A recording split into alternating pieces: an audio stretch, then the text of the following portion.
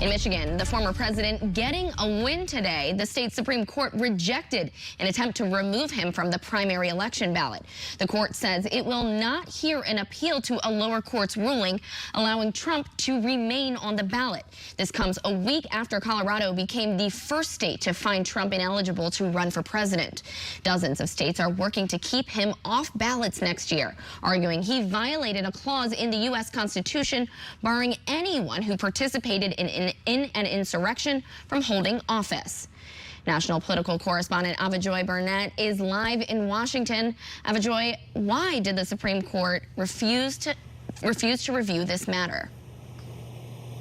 Hey, Alex. Well, the Michigan Supreme Court said they were not persuaded that this is a matter that they need to pick up. Remember, there was a liberal group that sued the state of Michigan, saying they didn't believe former President Donald Trump was allowed to be on the primary ballot. And this particular matter went to an appeals court. That appeals court said it should ultimately be up to the Republican Party in the state of Michigan to make their decision. And so that was then appealed to the Supreme Court in the state of Michigan. And today, in a 6-1 decision, they said they're not even going to take this matter up. So that decision to not look over the merits of this case essentially allows the former president to continue to be on the ballot here in the state of Michigan. Alex.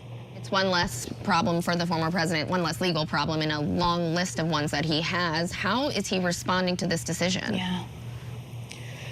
If you've been watching his social media, he's been very active over the weekend. On the holiday, he was active as well, and today was no different. He immediately responded after this decision came down from the Michigan Supreme Court. And I want to show you a portion of what he wrote in a very long message on his social media platform. He wrote, "The Michigan Supreme Court has strongly and rightfully denied the desperate Democrat attempt to take the leading candidate in the 2024 presidential election off the ballot." Of course, he was referencing himself right there. It was a very long post that he had. This wasn't the only post that he's had about some of the things that he's having to battle legally right now, but this one was specifically with regards to this decision in the state of Michigan. It was a 6-1 decision in a court that has a liberal lean. So this was a major win for him. But of course, the people who fought to take him off of the ballot there, they're really against this. They called it a disappointment. And I want to show you a portion of what they wrote